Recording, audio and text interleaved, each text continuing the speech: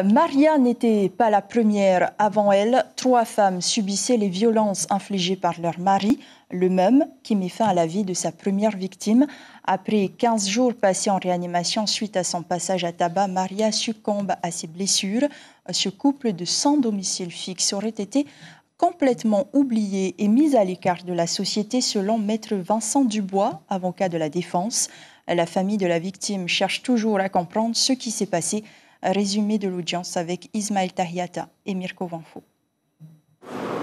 Les histoires d'amour ne finissent malheureusement pas toutes en happy end. Celle de ce couple de sans-abri en tout cas. Lui est très fortement dépendant de l'alcool et des stupéfiants. Elle a tout abandonné, sa famille, son mari et ses enfants pour vivre dans la rue avec lui.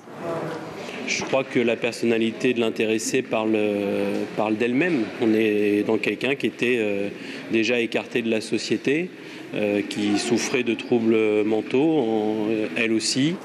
Leur histoire a duré un peu plus de 2 mois. Le 7 février 2019, elle est hospitalisée en réanimation. Maria est dans un coma profond. Son pronostic vital est engagé. L'enquête de police indique que Jean, son compagnon de fortune, la battait très souvent. Mais j'avais mal depuis longtemps. Tu savais qu'elle était frappée par son nouveau compagnon ? Ouais.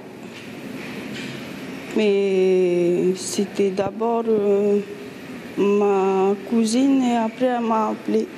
Et ce moment-là, j'ai beaucoup pleuré. Après, on est effectivement dans une misère extrême, tant du côté de l'accusé que du côté de la victime, qui étaient deux SDF, qui vivaient dans la rue, dont personne ne s'occupait, que personne ne regardait. On n'a qu'à voir dans les conditions dans lesquelles, d'ailleurs, cette femme a été ensuite prise en charge, sans que la DSP ne soit même prévenue avant 7 jours. Donc on comprend qu'effectivement, ils étaient complètement oubliés et mis à l'écart de la société.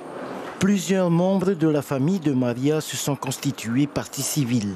Un jugement qu'ils attendent depuis 3 ans maintenant. Ils veulent avant tout savoir. Savoir comment c'est au jugement pour la mort de ma maman. Et c'est tout. Tu as essayé de parler avec ta maman ?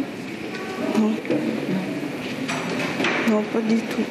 Les faits de violence ayant entraîné la mort sans avoir l'intention de la donner ont été reconnus. Jean risque jusqu'à 30 ans de réclusion criminelle.